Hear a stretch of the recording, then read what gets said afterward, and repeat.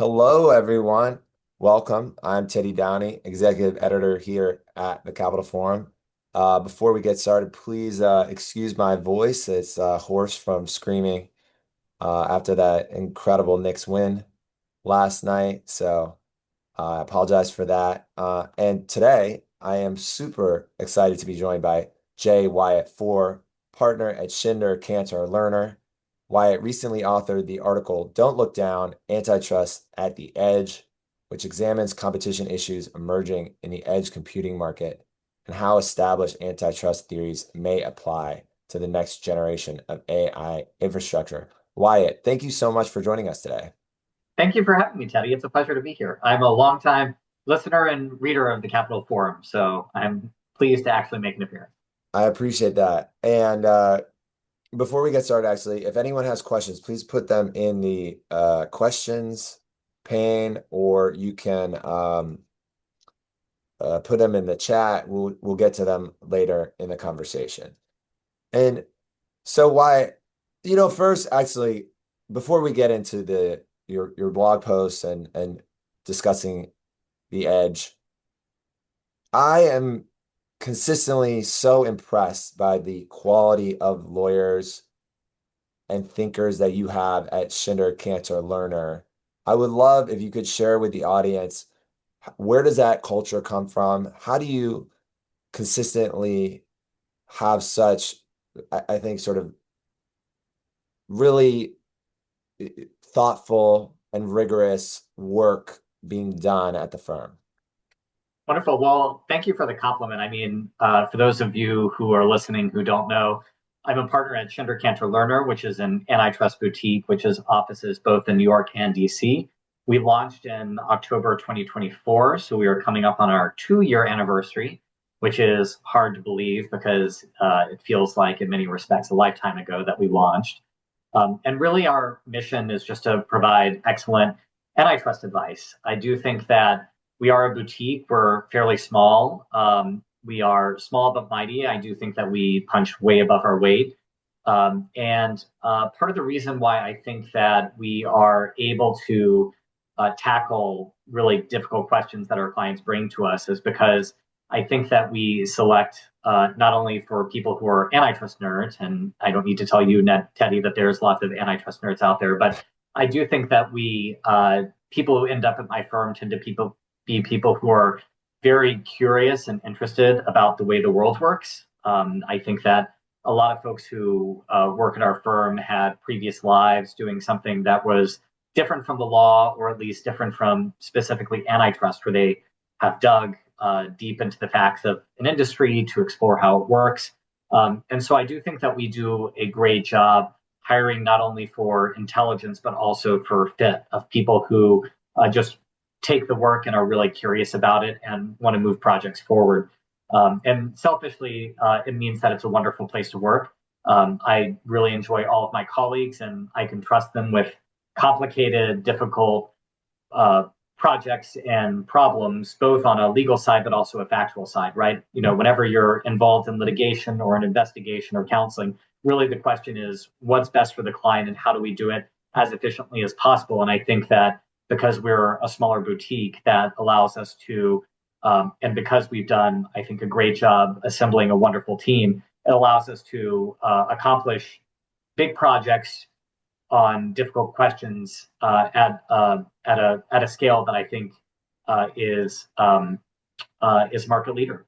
So thank you And for the compliment. yeah, I'm glad yeah, that we're making waves outside of our four walls. no, absolutely. I'm super impressed. And maybe if you, it sounds like you have different backgrounds from the people that work there. They're not just all antitrust law lifers. They're coming from different backgrounds, journalism, history, that type of thing. Can you tell us just really quickly your background, how you got into antitrust?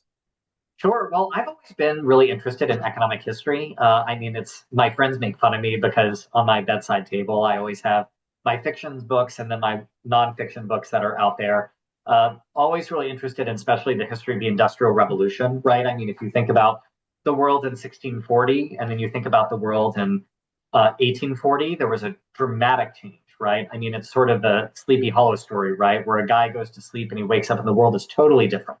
And this wasn't just a difference in terms of technology. This is different in terms of how companies are organized, how firms are organized, how economic production happens, and then everything downstream that happens from that too, right? Because if there's changes in economics, there's obviously changes in politics and society, et cetera. And so if you're looking at the late 1700s, early 1800s, there's this sea change, not only in the rise of factories, but also the rise of global corporations, legal persons, the rise of global insurance, the rise of democracy movements, right? I mean, if you look at the history of the voting franchise in England, you have revolutionary moments in 1790 and 1830, and all of it flows downstream. And in many respects, the world that we live in today looks much more like that world of the late 1800s than the world did in 2005, right? We have breakthrough technologies in artificial intelligence and machine learning and autonomous vehicles and network connectivity, right? And as a result, if you talk to, I think, anyone today who is alive in 2005, they'll say that society has deeply changed too. And we don't need to go into all the obviously political changes that are happening, but I do think that the political and social changes that have happened in the last 20 years are a direct result of the economic and technological changes that have happened. And really, there's no better example than the 1800s. So I'm sorry, you asked me a different question, and now you've got me ranting. Yes, I think that I'm the kind of person, I've always been interested in history. It's kind of natural that I became an antitrust lawyer in retrospect. Yeah, no, I myself am I love to learn about the history of business and the history of law. And I read a great book, uh, Maxwell Perkins, editor of Genius, and it's about Maxwell Perkins is the editor of famous authors, F. Scott Fitzgerald, Ernest Hemingway, and people are like, they read it and they're thinking, oh, I'm learning all about F. Scott Fitzgerald and Ernest Hemingway, and I'm reading it and I'm like, this is a fascinating insight into the history of the publishing industry and Scribners, and you know, I mean, I couldn't be. I think we're like-minded in being nerds in that way. But good to know that that's how you get such a great culture over there. I'm gonna try to emulate that to the extent that I can over here. Um, Now let's talk about the blog post, why everyone's here. If you can start us off with just what is edge computing, it just seems super important to get that background, lay that groundwork first. Sure. So edge computing refers to, I think, an architectural shift. Back in the day, right? It's so funny because this is not only within recent memory, right? It feels like just yesterday. But during cloud computing architecture, the idea is that I'm over here, I create all this data, I send it all the way to a data center in Loudoun County, right? There, the inference is happening, the intelligence is happening, and then the results are sent back over all the cables and all the networks or whatever back to me over here. Edge computing inverts that by changing where compute to edge computing changes that architecture because the computation happens where the actual data is generated.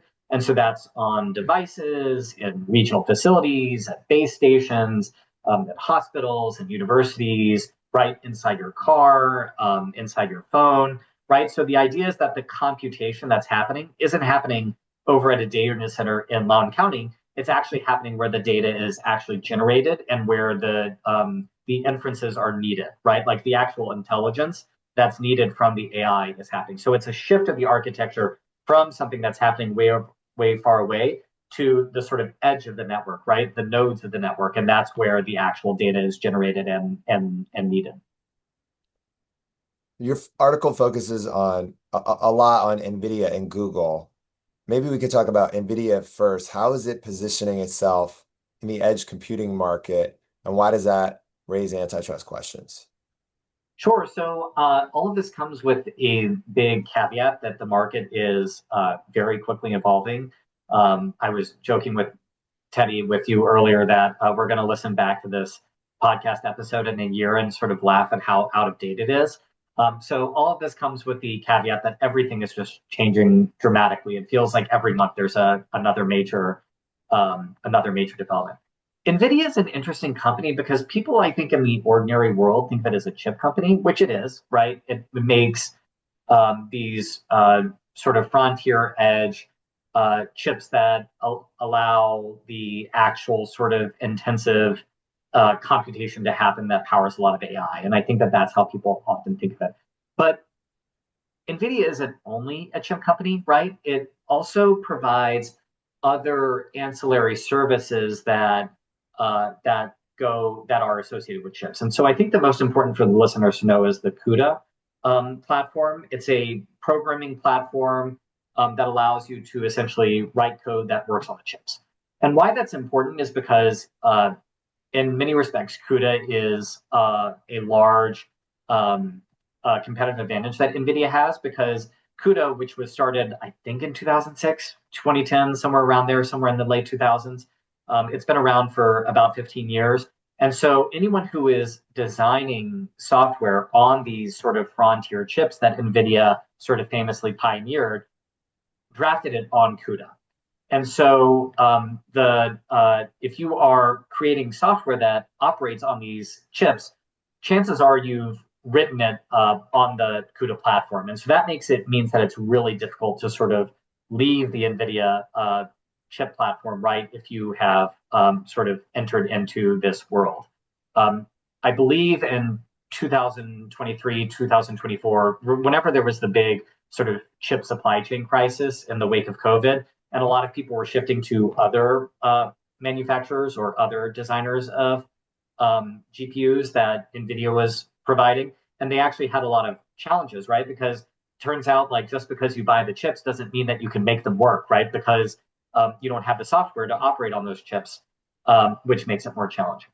Um, NVIDIA also has a couple other ancillary devices that I think are, or ancillary products that I think are important for this discussion. One of the most important, I think, is Mellanox ConnectX, which is networking.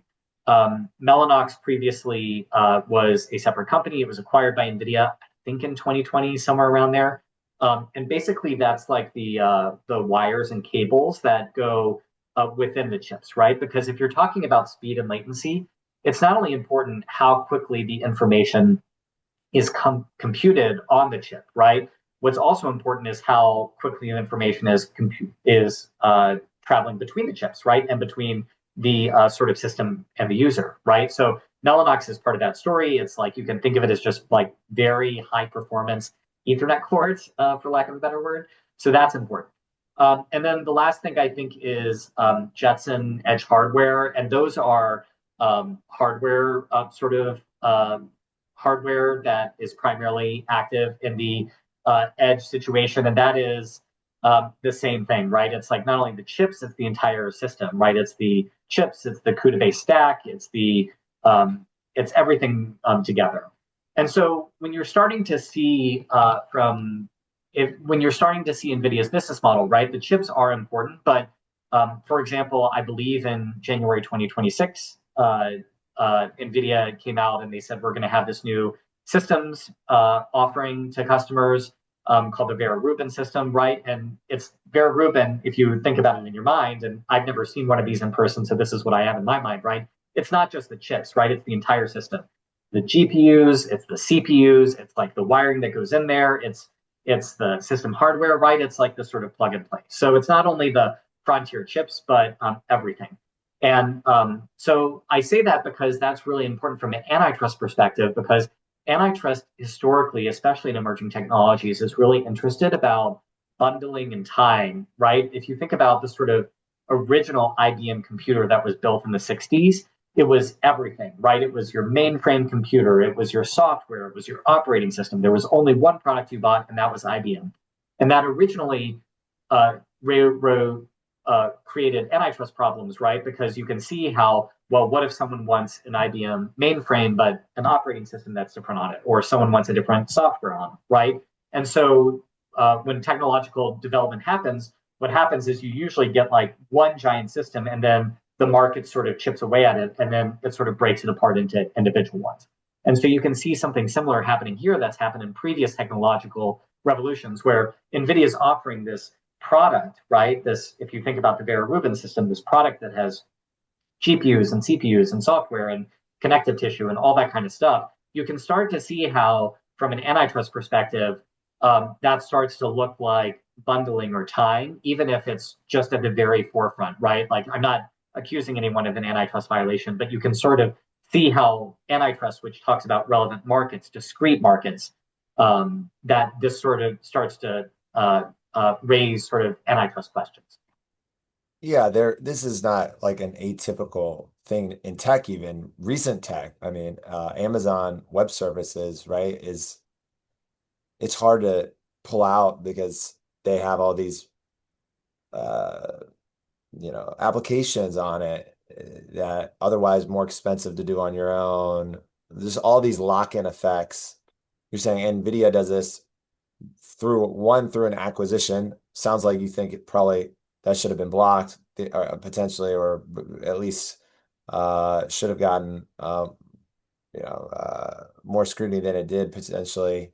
Um, and just vertically integrating to lock the customer in. And you're seeing this already, but are you seeing this already not on the edge, or are you particularly worried about it on the edge? I think I'm particularly worried about the edge right now, or I shouldn't say I'm particularly worried about the edge, but I am particularly interested in the edge because, in recent history, in relatively recent history, we have seen market entry into sort of what I'll call frontier chips market, even though that's like query whether that's a relevant market, right? Like Google has their TPUs, we have Trainium, we have Nvidia's GPUs, right? Like query to what extent they are interchangeable, right? Because they are different products that are kind of gesturing at the same thing. But we are seeing interesting innovations there, right? Because everyone always accused Nvidia of being a monopolist in sort of these frontier chips, and then the next step is you see sort of other large tech companies moving into this. But that's more at the cloud level and more at the model training level. What is interesting about the edge is that NVIDIA is still very dominant at the edge level, right? I mean, a lot of these sort of market entries that you're seeing from Google and Trainium, et cetera, is happening sort of at the cloud level, at the model training level, right? Like these, if you think about like what a big giant data center and group of data centers is really good at, it's training your models so that like models can be trained and so therefore they can go and make inferences, right? If you think about AI, there's like training on the one hand for compute, and then there's inferences on the other. Edge is really an inference story, especially right now. And NVIDIA is still, I think, in the inference at the edge level, still the dominant firm, even if you are seeing some market entry at the sort of upstream cloud training level. So this all to say that like I'm interested in NVIDIA at the edge, but I think that that's just because that's where the market is moving. In 2023, I believe that two-thirds of compute was used for training and then one-third was used for inference. And then there was a recent McKinsey study really in the last 6 months that said 2026 is going to be the first year that inference is actually more than 50%. And so the world is going towards edge. NVIDIA currently has an edge for lack of a better word. But the market is developing, right? Who knows what it's going to look like in 3 years? Even if we've seen market entry upstream, there might be market entry downstream. Who knows what practices are happening there, et cetera. What do you think about one way that Nvidia seems to be able to stay ahead of their peers, same with Apple, is access to Taiwan semiconductor volume, those kinds of contracts as another way of locking out, sort of keeping competitors at bay. Yeah, I mean, it's no secret that the manufacturing capability, which is largely based in overseas countries, including Taiwan as well as South Korea, but Taiwan is most famous, right? Uh, there is a shortage, and as a result, they can command high prices from their suppliers to take care of that shortage, right? That's supply and demand 101. If you are one of the largest companies in the history of human civilization, you can pay that toll and not other people can, right? Now, is that an antitrust issue? I don't know. I would need to think more carefully about it. But certainly, it sort of incentivizes investment in more fabrication, theoretically, right? Because if you're able to obtain really high prices, right, you want to build as many factories as possible to continue to get your high prices. And so maybe this is the market working itself out. But obviously, it's a problem from a market resilience standpoint as well that we're reliant on only a handful of places to obtain these highly valuable things, right? So, is it an antitrust issue? I don't know. It could be, especially exclusive contracts that you're talking about. It could be, but I'm not so sure there's really an antitrust remedy there. It could just be the market working itself out and dealing with the shortage. Right? I mean, right now there's a lot of talk about us living in an AI bubble. Maybe that's true, maybe it isn't, but really what it reflects is that there's a unquenchable demand for this right at this moment, and that's creating some wild market effects. Is that just the market, competitive market working? Are there antitrust sort of schemes hiding in plain sight? That's not something that I can have a definitive opinion on, or do have a Yeah, definitive opinion on right now. it's just hard to know without seeing the contracts because it just seems like they have. It's not really the price that is prohibitive. It's the volume allocation. It's like TSMC is picking the winners and losers by like who gets access to the most advanced types of chips. They're only making so many. Mm-hmm. And, like who are they contracting with? They're Right. contracting with Nvidia and Broadcom and whoever else. And like, oh, you want some of those chips? You're Google, you're whoever. You don't have enough. Oh, you're going to contract with, I mean, whoever. You're just in like locked into this monopoly ecosystem. It seems like. So I agree. I want if anyone out there has one of these contracts lying around, please find me my information is on the website. You can signal me. We'll I was figure about to say, something Teddy, out. you know a lot of investigative journalists who would really love that, right? Yeah, exactly. Would love to get my hands on that contract. Let's move on to Google. We're already starting to get questions. We'll move to the listener questions in a little bit. Let's talk about Google. You also see some issues potentially with Google on the edge. What did you find there? Sure. So I think that Google, one of the really interesting things here is that on the one hand, you can tell a story about all of this that's a competitive market. And on the other hand, it seems like every firm is sort of making the same play, and that's vertical integration, right? And it's vertical integration to in order to make it very difficult for customers to switch out. And I think that Google has a very similar story, right? It's right like if you are playing with Gemini, Gemini is trained on TPU chips, right, which is Google's proprietary chips, et cetera. And I think it's a similar story, right? It's that in many respects they feel that that what the market is disciplining them to do is to vertically integrate and sort of compete in every sector of the stack. So specifically to Edge, as I mentioned, Nvidia does appear to continue to be the dominant player there. But just recently, Google announced a recent Edge initiative to offer products to the market. But I think most importantly is the news with Apple, right? That Siri is integrating with Gemini, and obviously that for anyone who followed closely the search litigation, which I think is a lot of your listeners, this should sound like a very similar story, right? Google and Apple are coming to an agreement, which is technically non-exclusive, right? But it allows this access to this immense volume of data that allows the model to continuously improve itself. And obviously, search is different from AI because Gemini is not the dominant provider of inference models, right? They, in fact, if any many respects, they're not even the largest, right? But access to these sources of data and this sort of stickiness of the user, right? Because if Siri, which a lot of people have an iPhone in their pocket, right? If Siri is how you're primarily interacting with AI models, well, it's a really difficult to switch away from that. And also, Google is soaking up all this data, which allows it to continuously improve its models. And so you can see a similar story there as search. Just the difference is obviously a very important one is that Google does not appear at this moment to have monopoly power in any relevant market related to that.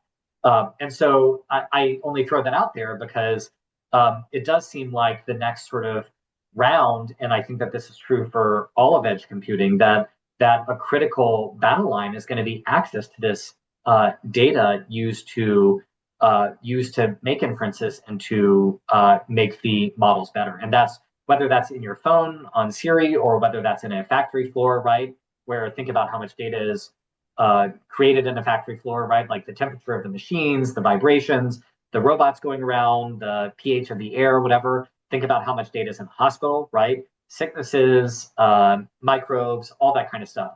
And the ability to deal with that data at the edge, I think is going to be where the market is moving. So I just think it's really interesting.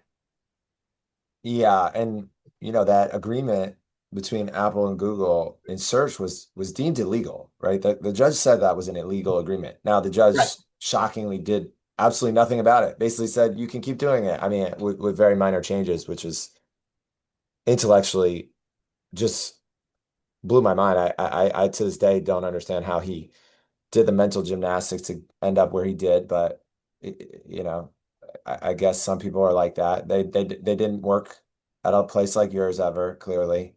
But one where area where Google, but yeah, so it's kind of interesting to me that you would do the exact same playbook, even though a judge just said it was illegal. It's because, if there's no consequences, I might as well, right?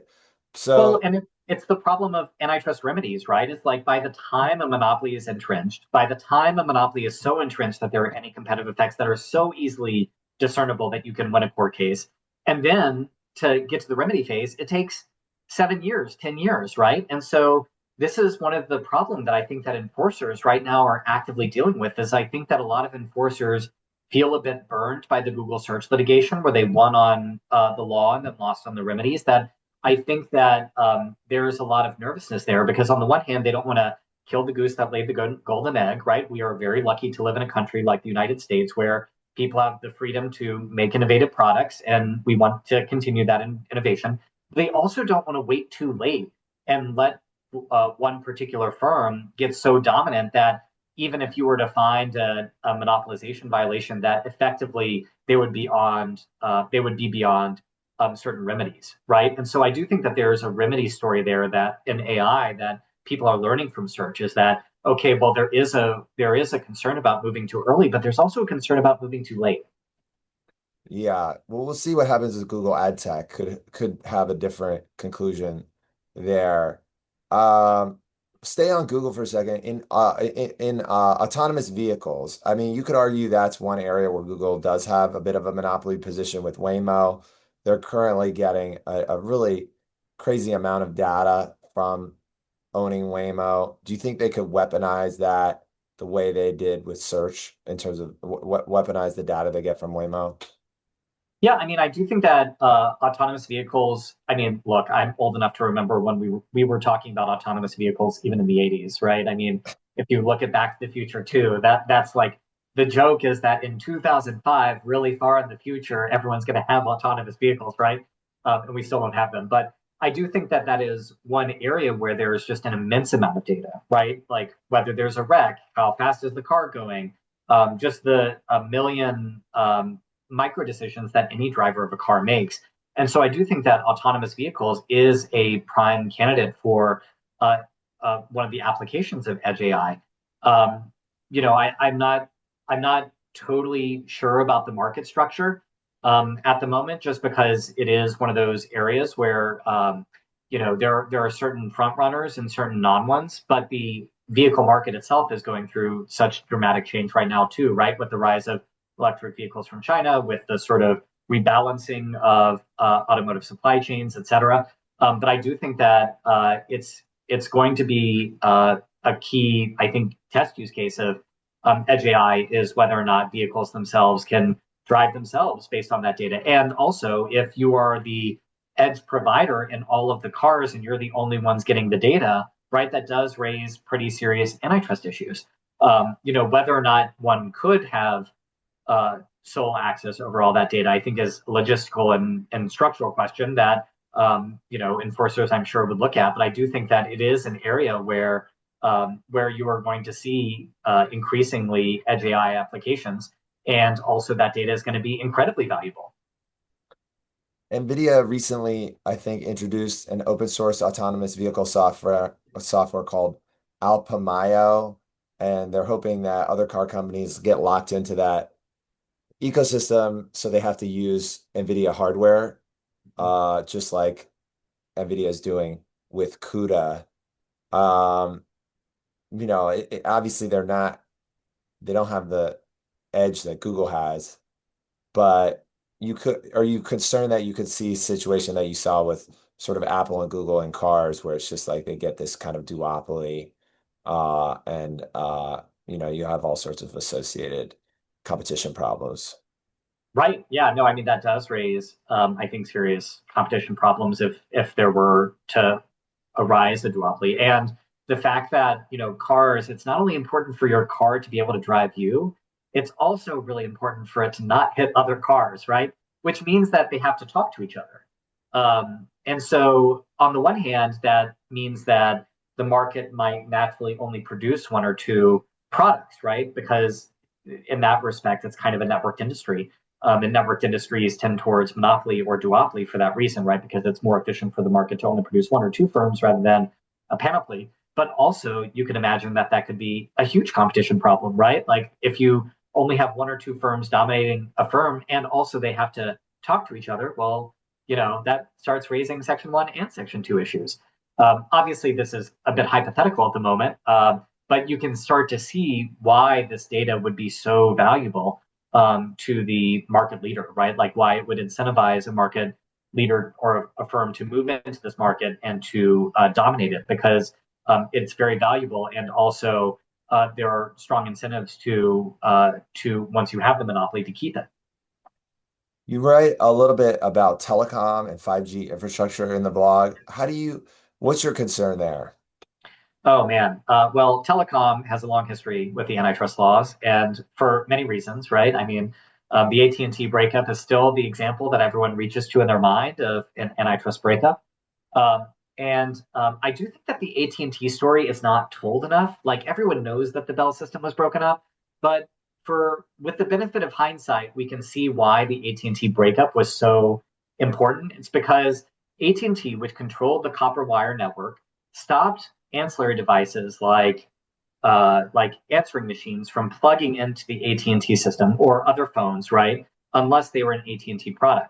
Well, one of the most important products that happened from the 60s through the 90s was the modem, right? So the breakup of the AT&T and T and the squashing of that monopoly power all of a sudden allowed this flourishing of modems and like this innovation level that happened on top of the telecom to happen. And the reason why I say that is because you can see how a monopoly position in one hand, in one market, can cause really serious anti competitive effects, especially a threat to innovation at markets built on top of it. And so the reason I fly telecom here is because when everyone thinks about AI, they think about Nvidia and Google and these really sexy, like innovative Silicon Valley companies. But a lot of this infrastructure, not all of it, in fact, a lot of it's being built outside of it, but a lot of this infrastructure exists on top of the telecom network, AT&T, Verizon, T-Mobile, et cetera. And so the reason I bring that up is because we had this entire debate during the Obama administration about net neutrality, right? Should these sort of internet service providers, like the sort of the rails of the internet, be considered common carriers so that they had to treat everyone reasonably and fairly equally? And you can imagine a situation in which an AI provider is able, who is one of the largest, again, one of the largest companies in the history of human civilization, has the ability to pay a toll on a telecom network that a smaller competitor might not be able to.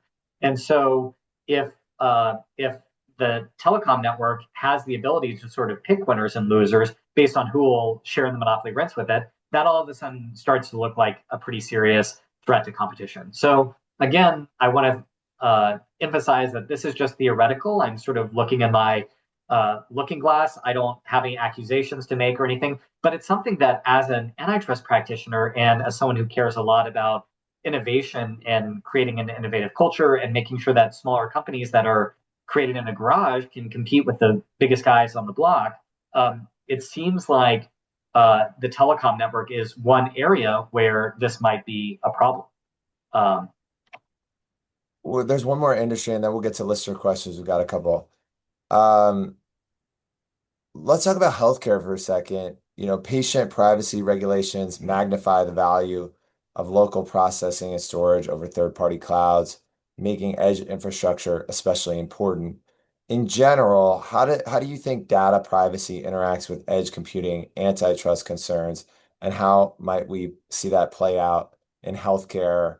In particular, I know we were talking earlier about surgical robots, so there's just a lot going on in healthcare that seems super important, particularly around data. Oh, absolutely. I mean, healthcare, I think, is another key application for Edge AI, right? Like, think about how much data a hospital produces about the patients, about the temperature, about the diagnoses, et cetera, right? A surgical robot, if it's inside you and that a surgeon is using, it's really important that there's not a delay in the data and inferences going back and forth, right? That you need something to operate quickly and correctly every single time. I do think that your question about patient privacy is incredibly important. And it's one that in the antitrust community, we have a lot of conversations about. In my mind, and I know that this is a bit controversial, and a lot of intelligent people have different opinions about it. But my view is that data privacy and antitrust are, in some respects, at crossroads or at cross purposes, because the touchstone of antitrust really is growth, right? It's trying to incentivize economic growth by pushing a competitive market. And in many respects, antitrust likes copying and sharing of data, right? Because like the more people that have access to data, the more people that can use this input to grow their firm, et cetera. But data privacy is in many respects like a break on that because data privacy laws, including important ones that I support, like healthcare, like I don't want everyone knowing my healthcare data either. But in many respects, it allows it's kind of like a patent or other intellectual property where you're creating a moat around certain information that only certain people, including certain firms, have access to. And so, although antitrust law generally likes copying, we like when an innovative product is multiplied across the market. Data privacy does not. And so I do think that it is one of those things where antitrust and data privacy are kind of operating at cross purposes. And there is a risk that too much data privacy regulation will just entrench the market power of dominant firms. I'm not weighing in and offering a solution to this or taking a stake in this debate, but I do think that it is an opportunity to that firms who have unique access to healthcare data might have a leg up on their competitors and might be shielded from that competition based on non-sharing that data. The last thing I'll say on this is that one of the things I was saying earlier is that there is very much this race in AI to access the proprietary access to data sources, right, in order to train their models, et cetera. And one of the interesting ones that I found recently is that Microsoft actually signed an agreement with, I believe, Harvard Medical School, someone affiliated with Harvard Medical School, in order to access medical research, in order to presumably train its models. And so Microsoft identifies this as an interesting sort of competitive edge too, access to medical knowledge that might be protected from other people, either because of patient privacy or because of intellectual property. So I do think that healthcare data is going to be immensely valuable in the edge AI space, and I think it's one of those that I suspect that at major tech companies on the West Coast that they're thinking very hard about. And then have you looked into the surgical robots at all? Is there any, have you looked into how that market is evolving, or is just kind of something to an area to watch all these, similar issues? Because you're obviously going to have hardware and edge computing there and sensitive data potentially. I think it's an area to watch. I mean, obviously, there's the right to repair issues with the surgical robots. That's not really a AI issue, but you could imagine. I think of this as being uh, the sort of edge AI problem, the vertical integration problem, right to repair, the Kodak problem, right? Like they're all sort of articulations of the same concern, and that's a firm with significant market power in one market using it to squash competition in another, right? And so surgical robots, I just kind of use as an example because they're fun and to imagine. I'm not so sure if there are issues there right now, but I do think that that is an example of something that would be very interesting. And I do think that healthcare edge AI is absolutely a use case for edge and something that we should all be looking at. Let's move on to listener questions. First one here. Is edge computing a risk to the hyperscalers, i.e., how easy or more cost efficient is it for business/consumers to rely on edge computing over the data centers for AI usage? So my view, and that, again, this market is quickly evolving, is that edge computing still needs the hyperscalers, right? Because the data centers are like the brain of the system, and edge computing is like the fingertips or like the nervous system, right? Like an example I use is that if you're crossing the street and a car is about to hit you, you jump back. That decision that your body's making isn't used at like the most advanced parts of your brain. It's actually just goes to your spinal cord, and then you have a reaction to it to draw you back. That's kind of more similar to edge computing. Edge computing, obviously, a lot of inference happens there and a lot of computation happens there, but it still needs the brain in order to do a lot of important things. Like a lot of the information is actually just cached back and forth. So even though a lot of, for example, like the inference computing is happening at the edge, it's still, in many respects, reliant on the hyperscaler. So I'm not so sure if it's a threat to their business model as such, so much as the really smart folks are who sort of already have done very well in the hyperscaler market or the cloud computing market are already thinking downstream. And so that's one of the reasons why I think that, Nvidia is still sort of the dominant player, but like Nvidia has been very sort of forward looking, knowing and seeing where this market is going, and so does Google, right? And so do other large tech companies. So I'm not so sure it's a threat to their business model so much as an evolution of it.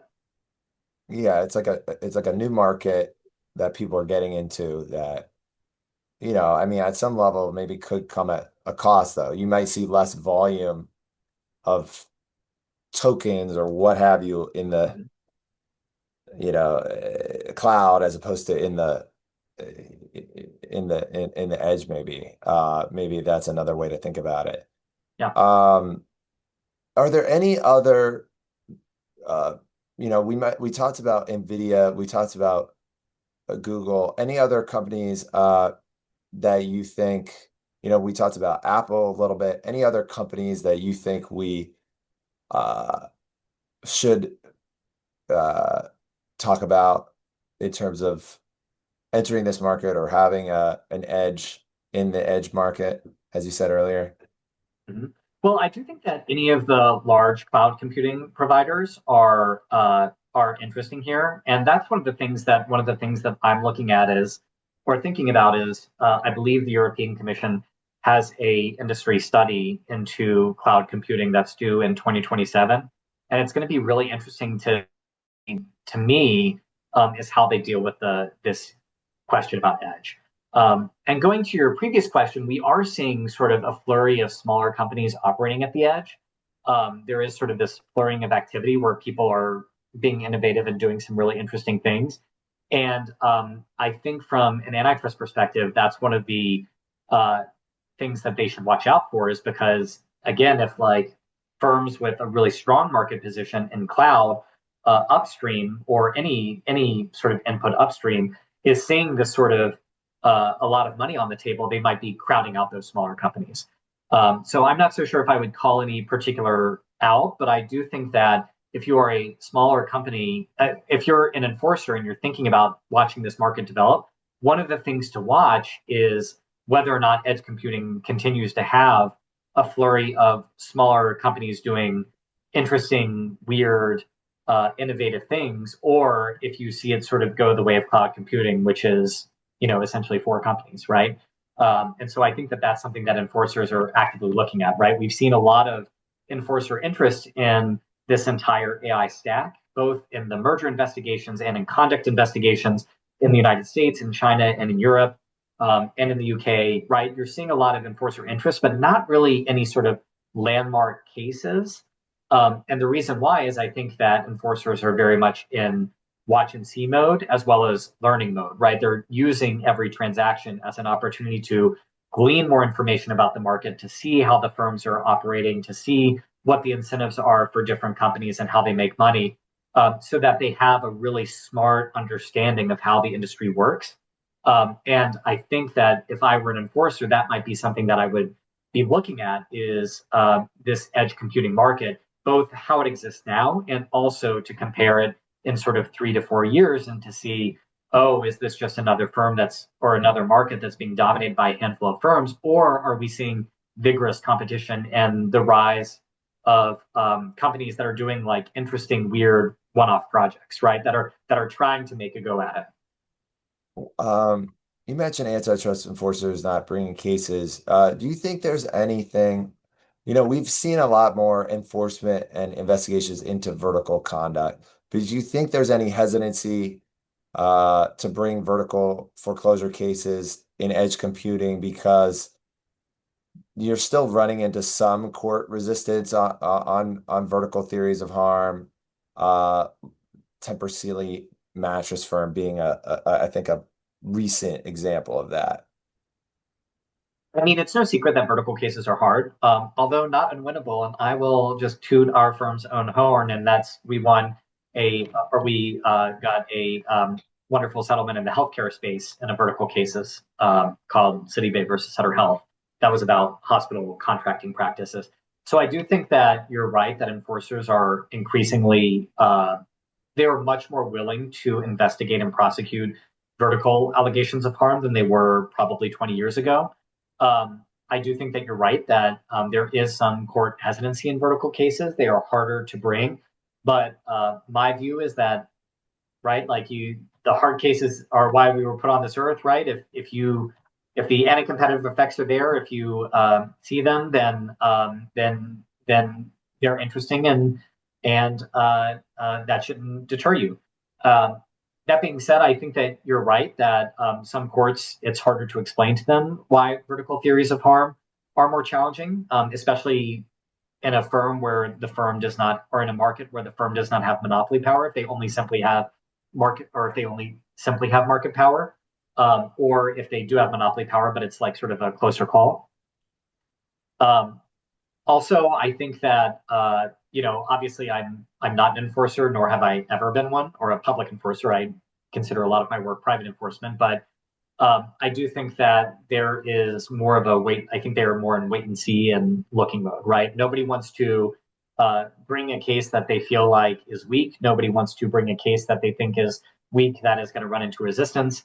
Add the geopolitical dimension on it, right? Add the uh, very quickly moving market on top of it. And I think that that is just it means that um, I think folks are more inclined to wait and see rather than take really strong bullish action. I don't envy them. I mean, you mentioned before, are we in a bubble? I mean, that seems pretty good evidence to me that there is a bubble here.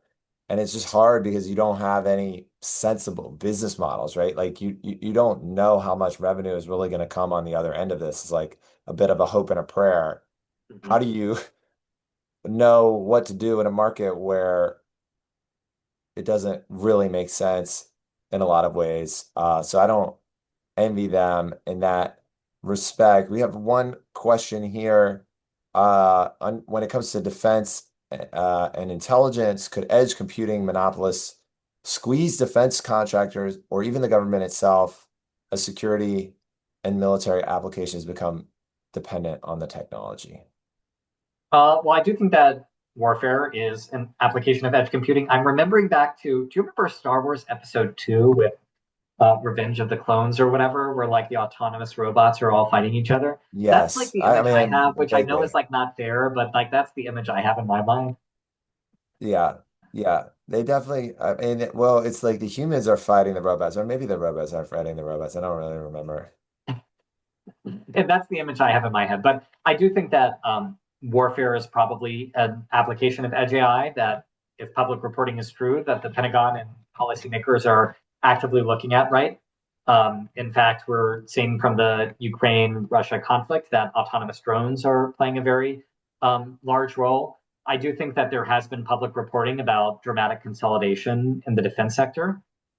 It's a natural. problem because the government is only one, right? So there's a monopsony problem in that market on the one hand, but on the other hand, the industry is also consolidated, and so the government often feels like they are overpaying and not getting super great products, right? Because they can't switch away from one prime contractor to another because there are so few of them. So this is all to say that I don't know, right? I mean, I think that the market is evolving so quickly, and that it's hard to say. It is certainly a possibility. And also, not only do we not know what the market's going to look like, we don't even know what products are going to be, right? So it is certainly something I think to be on the lookout for. Okay, well, we have one last question. I can't read it anymore, but the gist of it was, why does Teddy see a monopoly problem in all the markets that we talk about on this call? And I would just inform this regular listener, the podcast is called Second Request, the podcast that explores solutions to monopoly problems.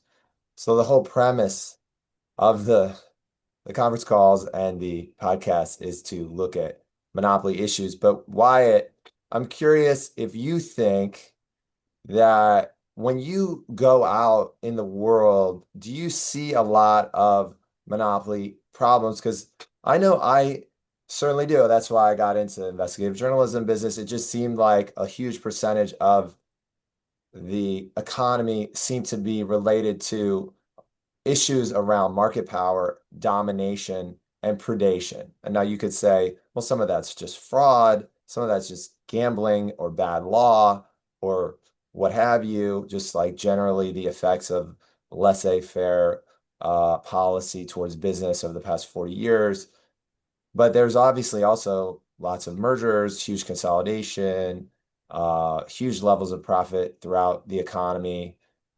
Uh, I know I see it when I go to the store, when pretty much in every aspect of my life, I see competition issues that I'm curious about, curious about the history of the law, curious about the history of business.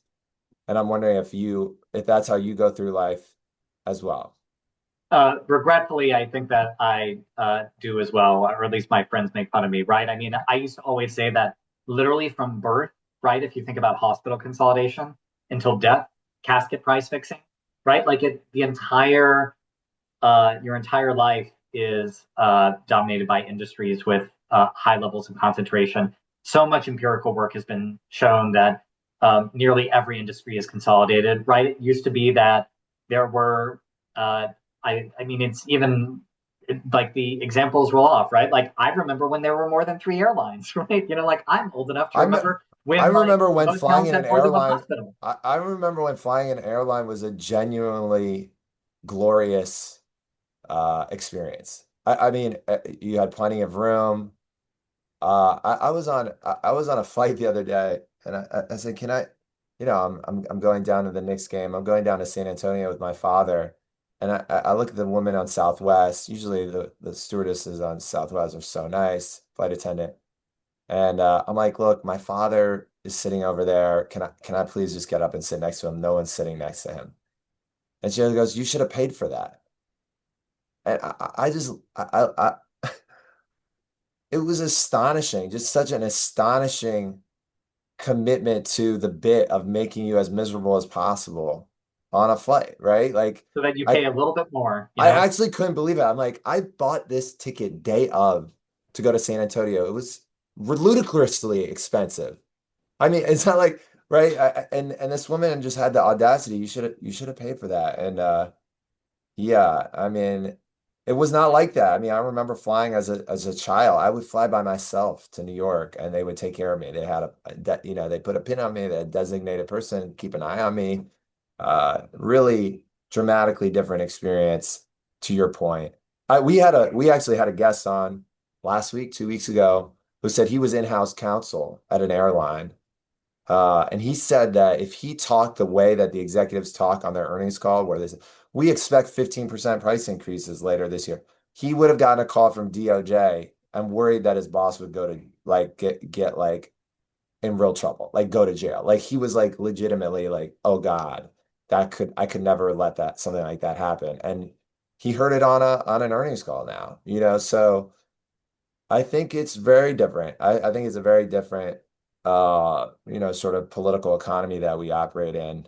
Um, um, but yeah, are any other, well, let me ask you this last thing. Any other tech issues that you're looking at around, we talked about the edge a lot. Anything else that jumps out at you as particularly interesting right now in competition policy generally? In competition policy generally, I think that healthcare is, I mean, tech is really interesting and sexy, and everyone loves talking about tech. If people, I mean, I think that the antitrust issues in healthcare are awful. I mean, like it actually might be the worst offender of any industry. Both, I mean, all the hospital consolidations as well as all these sort of anti-competitive contracting practices. The DOJ, the Trump DOJ has been active on this issue as well as a lot of state attorneys general. But for some reason, the healthcare stuff just really bothers me personally because you're talking about not just a widget, you're talking about a human being. And it is no secret to any of your listeners that healthcare costs in this country are atrociously expensive. I mean, just heads and shoulders above. I mean, a friend of a friend just moved from Los Angeles to Lisbon, Portugal, and bought private insurance there because he's an American. And the difference between the health insurance costs in California versus Portugal, like both private insurance, both good private insurance, the difference there was enough to send his kid to private school. And it's out of control. And that there's a lot of reasons for that, but a lot of those reasons are just we've let several companies operate critical choke points in the healthcare supply chain, and they charge monopoly rents, and it increases year over year. So I do think that healthcare is something that I'm always passionate about and caring about and paying attention to. This DOJ has been pretty active on it, and they've been looking at it as well as a lot of state attorneys general. And the FTC obviously has an outstanding healthcare shop, and they've been very focused on this as well. So I do think that healthcare is one of those things that does not get enough play from the general antitrust community because I do think that it's the underlying reason for a large or an underlying reason for the reason why we pay so much in this country for so little in Well, healthcare. yeah, no, I couldn't agree more. And Wyatt, this was a really great conversation. I love learning more about you, your firm, your analysis of the edge. I can't thank you enough for doing this today. Well, thank you for having me on. This was a pleasure. And to everyone for joining the call, thank you so much for joining us today and every week for our conference call series. And you can check out this episode. You already heard it. You don't need to listen again, but this episode and others on Second Request, wherever you get your podcasts, and also our TCF Investigates podcast is on the same channel. So I highly encourage you to check that out as well. Thanks again. This concludes the call. Bye, everyone.